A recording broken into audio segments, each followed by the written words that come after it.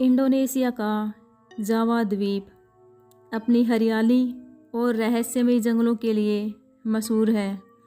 घने नारियल और केले के पेड़ों के बीच बसे गांव में लोग अब भी पुरानी लोक कथाओं और आत्माओं में विश्वास रखते हैं। इन्हीं गांवों में से एक था सुम्बारन गांव, छोटा सा गांव जहां मुश्किल से 100-150 घर होंगे। गांव के चारों ओर चावल के खेत फैले थे, लेकिन गांव की पहचान किसी और वजह से थी। गांव के बीचों बीच एक झील थी, काली दानायु। दिन में यह झील साधारण दिखती, पर जैसे ही सूरज ढलता इसका पानी अजीब तरह से काला पड़ जाता। बुजुर्ग कहते थे कि रात होते ही झील का पानी हल्का सा लाल भी चमकता है, जैसे उसमें खून मिला हो। कहानी थी कि इस झील में एक औरत की आत्मा कैद है। उसका नाम था सुराया है। लोग मानते थे कि सैकड़ों साल पहले गांव वालों ने उसे जादूगरनी कहकर जिंदा गाड़ दिया था। मरते समय सुराया ने पूरे गांव को श्राप दिया था, तुम्हारे हर वंशज की बलि मैं लूँगी और ये झील कभी प्यासा नहीं रहेगी। तभी से हर अमावस्या की रात गांव में कोई न कोई गायब हो जाता। किसी का शव झील में मिलता तो कभी सिर्फ कपड़े। लोग डर के मारे अमावस्या को अपने घरों में दरवाजे बंद कर लेते। साल दर साल यह परंपरा चलती रही।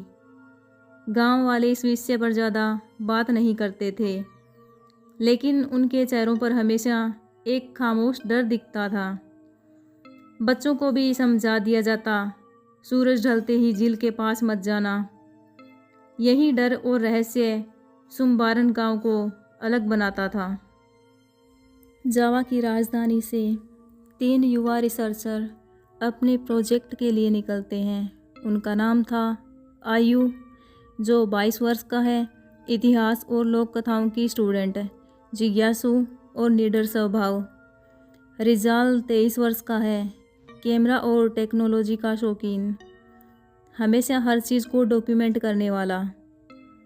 देवी 22 वर्ष की है, शांत और डरपोक स्वभाव, लेकिन अपनी पढ़ाई के लिए रिसर्च में साथ आई थी। इन तीनों का मकसद था इंडोनेशिया की रहस्यमयी लोक कथाओं और मिथकों को डॉक्यूमेंट करना। उनके प्रोफेसर ने उन्हें ख़ास तौर पर सुम्बारन गांव भेजा था, क्योंकि वहाँ की काली दानायु झील से जुड़ी कहानियाँ पूरे जावा में प्रसिद्ध थी। गांव पहुँचते ही उन्हें माहौल अलग लगा। लोग बाहरी लोगों से खुलकर बात नहीं कर रहे थे। गांव की औरतें अपने बच्चों को जैसे ही बाहर देखती उन्हें तुरंत घरों के अंदर खींच लेती। पुरुष सिर्फ अजनबी निगाहों से उन्हें देखते और चुपचाप अपने काम में लग जाते। गांव के सरपंच पाक जया ने उनका स्वागत किया, लेकिन चेहरे पर एक अजीब सा डर साफ झलक रहा था। उन्होंने गंभीर आवाज़ में कहा, तुम लोग यहाँ रिसर्च करने आए हो, लेकिन याद रखना, इस गांव की झील के पास रात को मत जाना। यह जगह पवित्र भी है और ख़तरनाक भी। आयु ने मुस्कुराते हुए जवाब दिया, पाक जया, हम सिर्फ इंटरव्यू और वीडियो रिकॉर्ड करेंगे, आप चिंता मत कीजिए।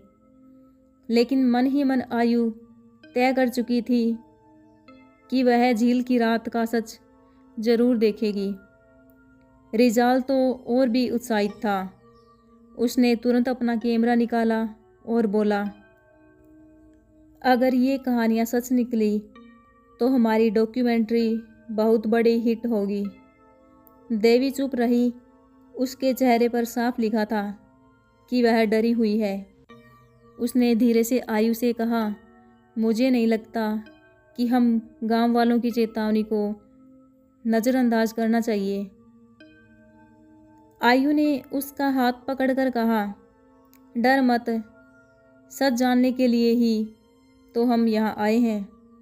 शाम होते होते उन्होंने गांव के किनारे पर बने एक छोटे से लकड़ी के घर में अपना सामान रख लिया वह घर गांव वालों ने ही उन्हें दिया था। सूरज ढलने के साथ ही गांव का माहौल और बदल गया। औरतें जल्दी जल्दी घरों के दरवाजे बंद करने लगी। बच्चे रोते हुए अपनी माताओं की गोद में छिप गए। पूरा गांव अंधेरे में डूब गया। आयु ने खिड़की से बाहर झांका तो देखा कि झील दूर से अजीब सी चमक रही है। उसकी आंखों में चमक थी। उसने फुसफुसाकर कहा, यही है हमारी कहानी की शुरुआत। रात गहरी हो चुकी थी। आसमान में चांद नहीं था क्योंकि वह अमावस्या की रात थी। हवा में नमी और ठंडक बढ़ गई थी। दूर कहीं से झिंगुरों की आवाज़ें आ रही थी, लेकिन गांव की गलियां बिल्कुल सन्नाटे में डूबी हुई थी। आयु, रिजाल और देवी अपने कैमरे का रिकॉर्डिंग उपकरण लेकर झील की ओर चल पड़े। गांव वालों ने उन्हें मना किया था, लेकिन उनका रिसर्चर दिमाग अब पीछे हटने को तैयार नहीं था। झील के पास पहुंचते ही एक अजीब सा सन्नाटा उनका स्वागत करता है। हवा भी जैसे रुक गई हो। पानी बिल्कुल स्थिर था, मानो शीशा हो। रिजाल ने कैमरा सेट किया और बोला, परफेक्ट लोकेशन है। अगर कुछ मिला तो यह फुटेज बेशकीमती होगी। देवी कांपते हुए बोली, मुझे अच्छा नहीं लग रहा, यहाँ कुछ अजीब है। आयु ने उसे समझाया, याद रखो, डर और सच्चाई एक साथ सामने आते हैं। हम इतिहास दर्ज कर रहे हैं। तीनों ने झील के किनारे अपना तंबू लगाया और पास में एक लालटेन जला दी। आधी रात को अचानक हल्की सी हवा चली। पेड़ों की डालियां हिलने लगी। झील का पानी धीरे धीरे हलचल करने लगा। पहले हल्की लहरें बनी, फिर अचानक पानी में लाल बुलबुले उठने लगे। रिजाल ने कैमरा जूम करके रिकॉर्डिंग शुरू कर दी। ओ माय गॉड, देखो, ये पानी ऐसे उबल रहा है जैसे किसी ने आग जलाई हो। देवी ने घबराकर आयु का हाथ पकड़ लिया। ये सामान्य नहीं है, चलो यहाँ से। तभी झील से एक सफ़ेद हाथ बाहर निकला।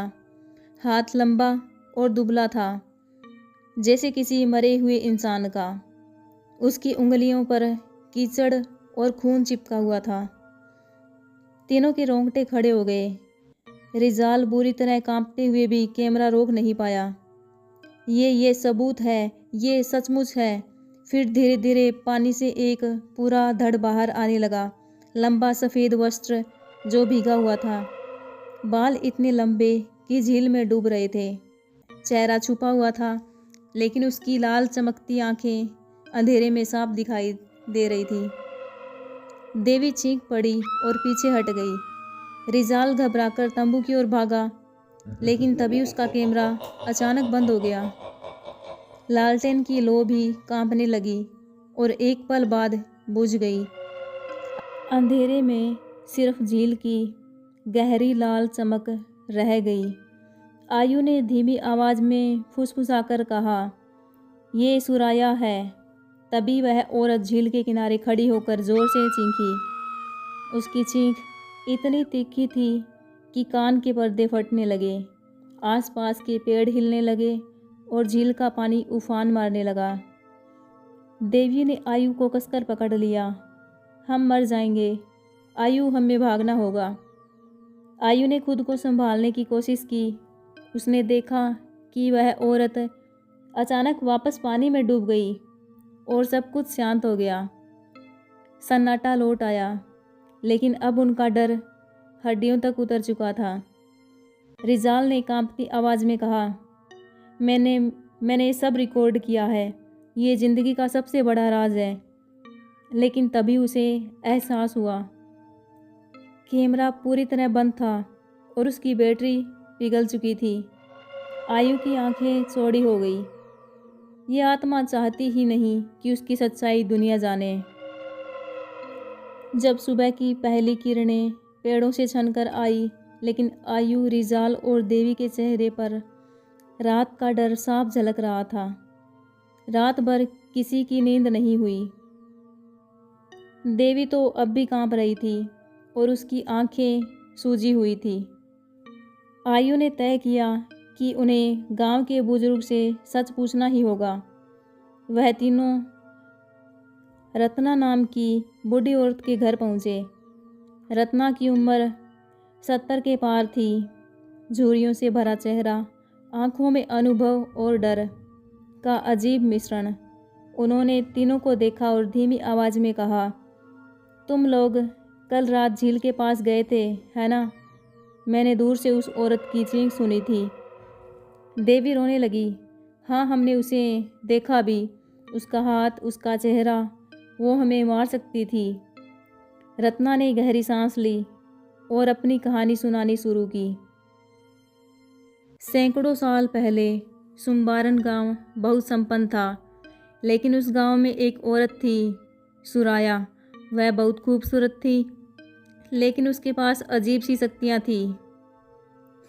लोग कहते थे कि वह जंगल से जड़ी बूटियाँ लाती और बीमारों को ठीक करती, पर जब कभी कोई इलाज असफल हो जाता, लोग उसे जादूगरनी कहकर दोषी ठहराते। धीरे धीरे गांव के मुखिया और लोग उससे डरने लगे। उन्हें लगा कि सुराया गांव पर कोई बड़ा अनर्थ लाएगी। एक अमावस्या की रात गांव वालों ने मिलकर सुराया को पकड़ लिया। उसे सफ़ेद कफन में बांधा गया और झील के किनारे गड्ढा खोदकर जिंदा गाड़ दिया गया। मरते समय सुराया की चीख पूरे जंगल में गूंज उठी। उसकी आंखों से खून बह रहा था और उसने आखिरी सांस में श्राप दिया, तुम सबने मेरी आत्मा को बांधा है, अब मैं कभी चैन से नहीं सोऊंगी। हर अमावस्या को तुम्हारे वंशज मेरी बलि होंगे। यह झील मेरा घर बनेगी और मैं हमेशा यहाँ रहूँगी। कहते हैं कि उस रात के बाद झील का पानी काला हो गया और हर अमावस्या कोई न कोई गांव से गायब होने लगा। रत्ना की आवाज़ कांप रही थी। उसने कहा, झील सिर्फ पानी नहीं है, वो सुराया का पिंजरा है। लेकिन अगर कोई बाहरी व्यक्ति उसकी आंखों में झांक ले तो वो भी उसके श्राप का हिस्सा बन जाता है। आयु चौंक गई। मतलब हम सब उसकी पकड़ में आ चुके हैं। रत्ना ने सिर झुका लिया। हाँ, तुमने उसे देख लिया है, अब वो तुम्हें कभी नहीं छोड़ेगी। देवी घबराकर बोली, नहीं, मुझे घर जाना है, मैं यहाँ और नहीं रुक सकती। रिजाल ने गुस्से में कहा, हम क्यों डरे, हमें सच जानना है। ये सिर्फ अंधविश्वास हो सकता है। लेकिन तभी रत्ना ने उसे तीखी निगाहों से देखा और कहा, अंधविश्वास? कल रात तुम्हारे कैमरे का क्या हुआ? क्या तुम्हें लगता है ये सब खेल है? रिजाल चुप हो गया। उसकी रीढ़ में ठंडक उतर गई। आयु ने गहरी सांस ली। हमें इस श्राप का सच जानना होगा, वरना हम कभी यहाँ से सुरक्षित नहीं जा पाएंगे।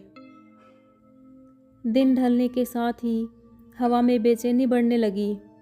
गांव वाले जल्दी जल्दी अपने दरवाजे बंद करने लगे। बच्चे रोते हुए माताओं से चिपक गए। औरतों ने अगरबत्ती जलाई और खिड़कियों पर चावल के दाने रख दिए ताकि आत्मा उनके घर में न घुसे। आयु, रिजाल और देवी अपने छोटे से घर में बैठे थे। माहौल इतना भारी था कि सांस लेना मुश्किल लग रहा था।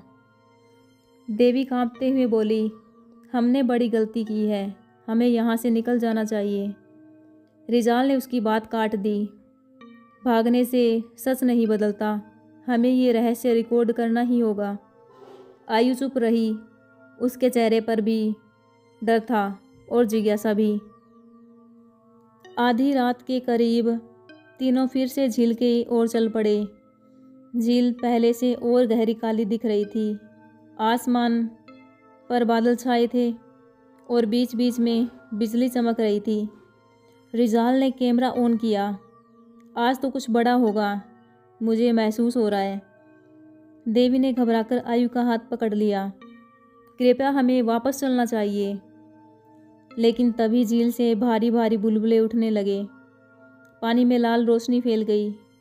अचानक पानी का एक हिस्सा उफान मारकर ऊपर उठा और उससे वही सफ़ेद वस्त्रधारी औरत बाहर आई। उसके बाल भीगे हुए ज़मीन तक लटक रहे थे। चेहरा आधा सड़ा हुआ था, आंखें जलती अंगारों की तरह लाल। उसके मुंह से गहरे खून की धार टपक रही थी। वह धीरे धीरे झील से बाहर निकलने लगी।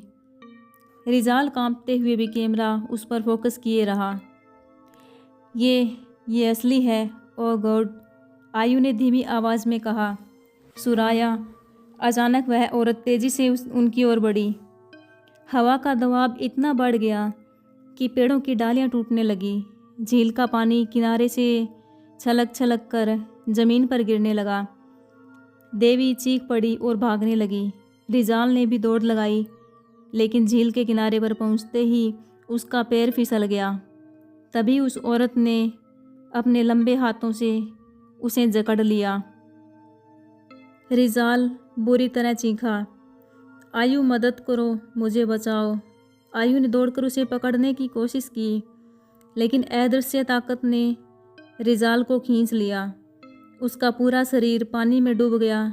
उसकी चीखें झील के गहरे अंधेरे में खो गई। पानी अचानक लाल हो गया, जैसे खून से भर गया हो। देवी ज़ोर ज़ोर से चिल्लाने लगी, वो उसे ले गई, वो उसे खा गई।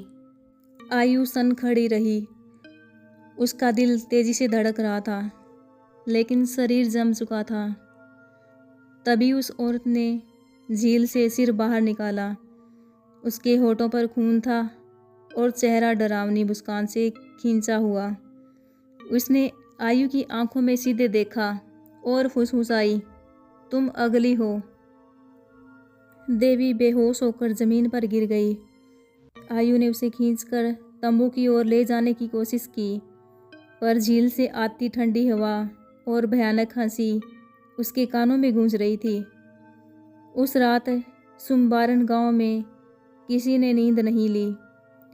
दूर दूर तक सिर्फ एक औरत की चीख और झील का उफान सुनाई देता रहा। रात गहराती जा रही थी। आसमान पर अमावस्या का स्याह अंधेरा छाया था।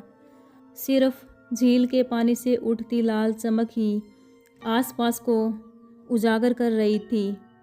हवा में चंदन और रक्त की गंध मिली हुई थी। गांव के लोग झील के किनारे जमा हो चुके थे, जैसे किसी अनकहे डर ने उन्हें यहाँ खींच लाया हो।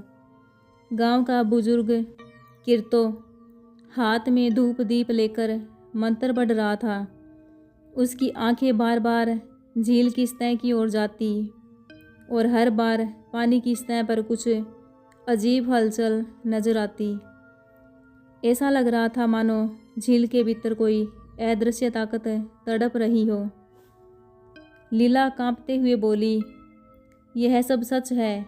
सुराया की आत्मा सचमुच जीवित है। अर्जुन ने लीला का हाथ कसकर पकड़ा। हम यहाँ से भागते क्यों नहीं? लेकिन तभी झील से एक भयंकर चीख गूंज उठी। पानी उबलने लगा, जैसे कोई विशाल कड़ाही आग पर रखी हो।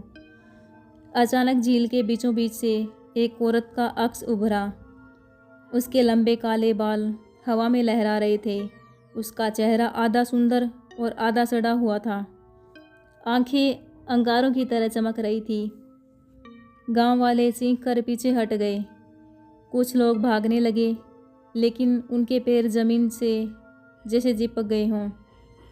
सुराया की आत्मा ने विकराल स्वर में कहा, आज की अमावस्या पर मेरा श्राप पूरा होगा और कोई नहीं बचेगा।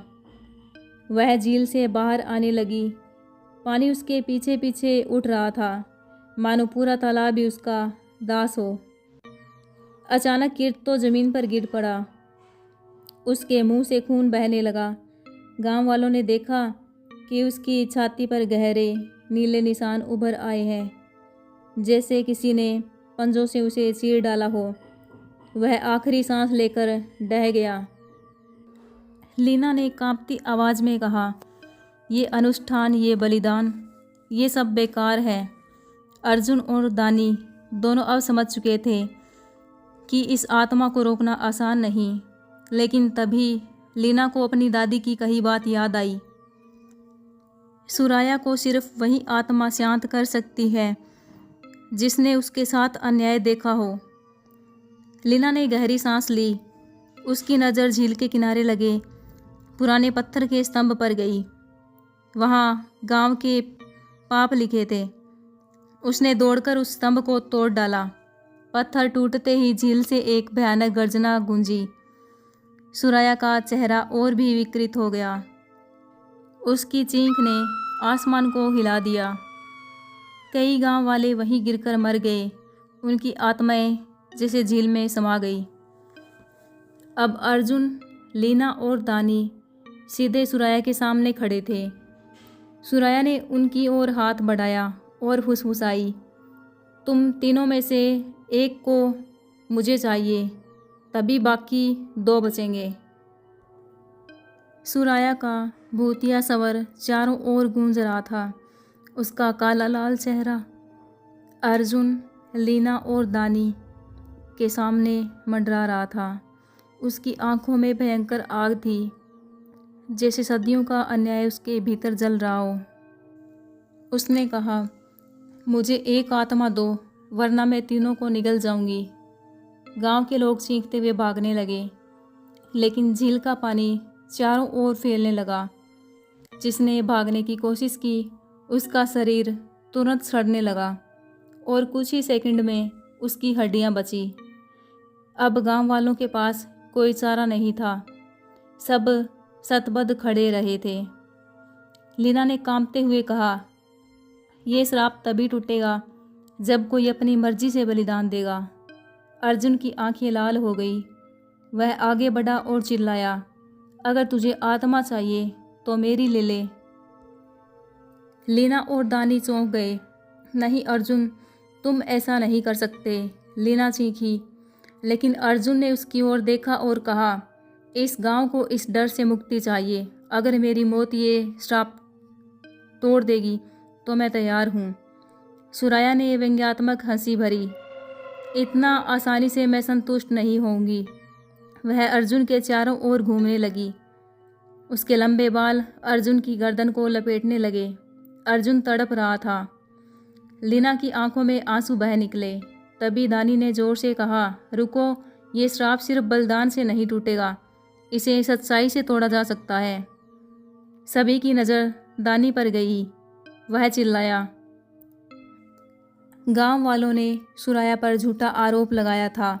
उन्होंने ही उसे जादूगरनी कहा और जिंदा गाड़ दिया। अगर हम सब उस अन्याय को स्वीकार करें और उसकी आत्मा से माफ़ी मांगे, तभी ये बंधन टूटेगा। गांव वाले डर से कांपते हुए चुप थे, लेकिन लीना आगे बढ़ी। उसने हाथ जोड़कर सुराया से कहा, हमारे पूर्वजों ने तुम्हारे साथ अन्याय किया, आज हम सब स्वीकार करते हैं। तुम निर्दोष थी, हम माफ़ी चाहते हैं। धीरे धीरे बाकी गांव वाले भी रोते हुए उसके पीछे हाथ जोड़ने लगे। क्षमा करो, भीड़ में गूंजने लगा। सुराया का चेहरा एक पल के लिए बदल गया। उसकी आंखों में आंसुओं की चमक उभरी, लेकिन उसी क्षण उसके भीतर का श्राप चीखा, नहीं, मैं खून चाहती हूँ। वह अर्जुन को खींचने लगी। अर्जुन की छाती पर नीले निशान उभर आए। उसका शरीर टूट रहा था।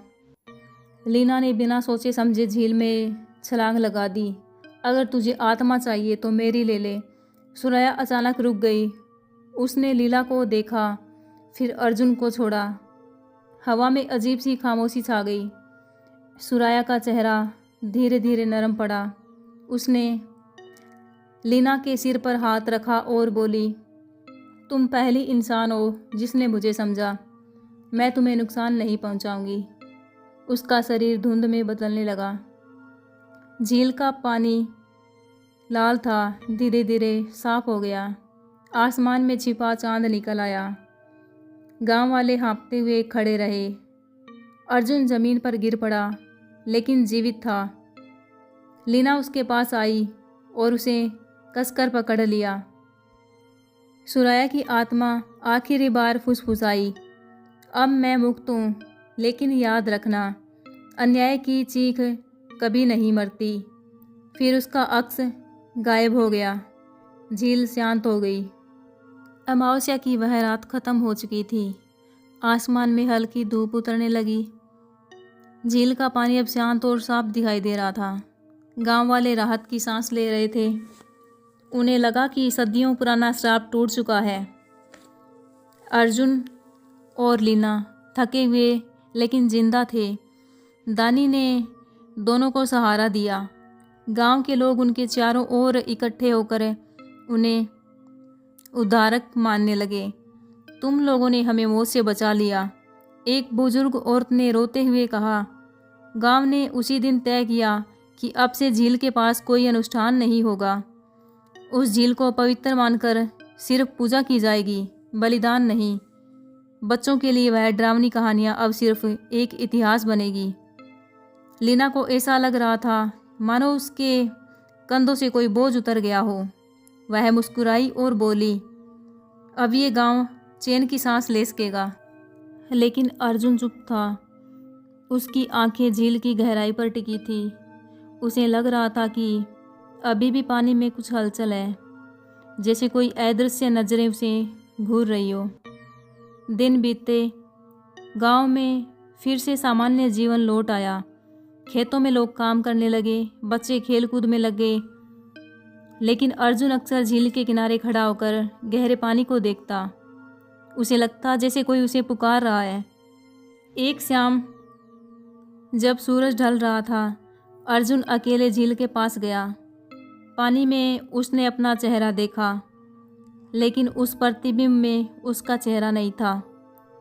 वह सुराया का चेहरा था। उसकी वही लाल आंखें, वही डरावनी मुस्कान। अर्जुन पीछे हटना चाहता था, लेकिन उसके पैर जमीन से चिपक गए। पानी की सतह पर हल्की लहरें उठी और एक फुसफुसाहट सुनाई दी। मैं मुक्त तो हो गई, लेकिन अब मुझे कोई शरीर चाहिए और तुम मेरा चयन हो। अर्जुन की आंखें धीरे धीरे लाल होने लगी।